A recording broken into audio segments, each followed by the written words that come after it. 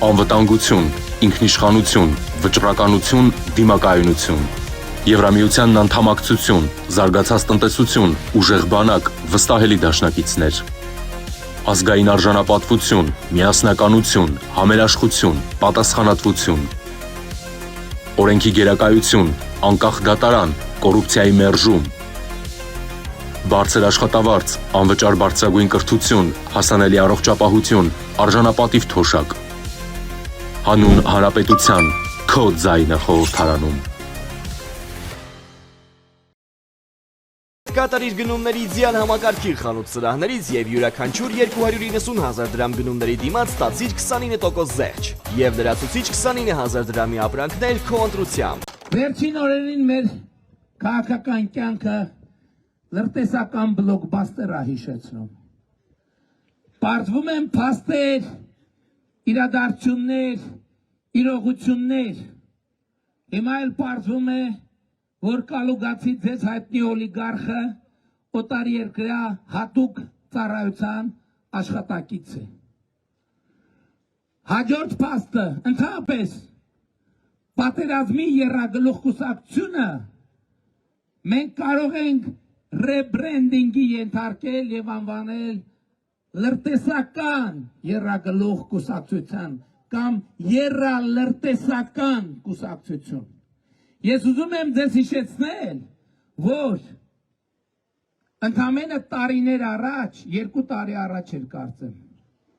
այս կալուգացու հարցը պարզ է, այսինքն այնպիսի անառարկելի փաստեր կա, նրանք չեն էլ համարձակվում, ասեն, որ դատի կտան, որտեվ ինչը դատի տան։ Նա հարաբերակված փաստեր այնքան ակնհայտ եւ անառարկելի են, երկրորդն է դատի տալը միայի բա, այդ դատը պարտվելը արդեն պեչատը ճակատին խփելը։ Բա ինչի չեն դատի տալիս, բա պետության դեմ, Հայաստանի Հանրապետության դեմ, ընկել էին միջազգային արբիտրաժները հեծի գործով, մի հատ էլ ասում էին էս ենք անելու, գնացին եւ արբիտրաժում նույնպես հեծի գործով պարտվեցին, որովհետեւ որ եկել են ասում են ուժեղը դուք չեք, ուժեղը պետությունն է, ուժեղը Հայաստանի Հանրապետությունն է։ Չի կարող որևէ մեկը Հայաստանի Հանրապետությունում լինել ավելի ուժեղ, քան Հայաստանի Հանրապետությունը, որովհետև Հայաստանի Հանրապետությունը տեր ունի, ուժեղ տեր ունի, եւ այդ տերը Հայաստանի Հանրապետության քաղաքացին է, Հայաստանի Հանրապետության ժողովուրդը։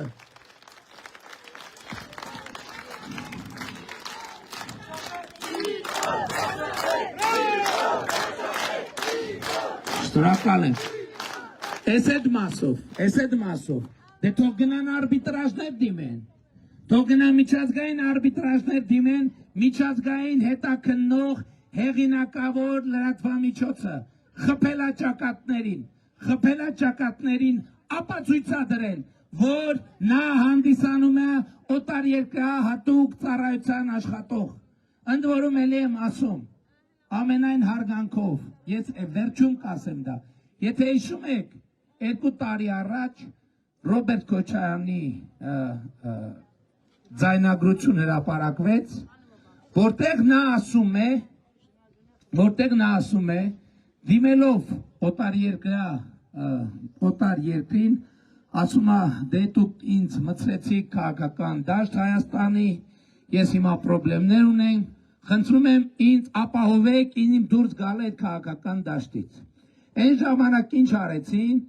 ասին դե արհեստական ինտելեկտով բան արած, պատրաստած եւ այլն։ Այն ժամանակ ես առաջարկ արեցի,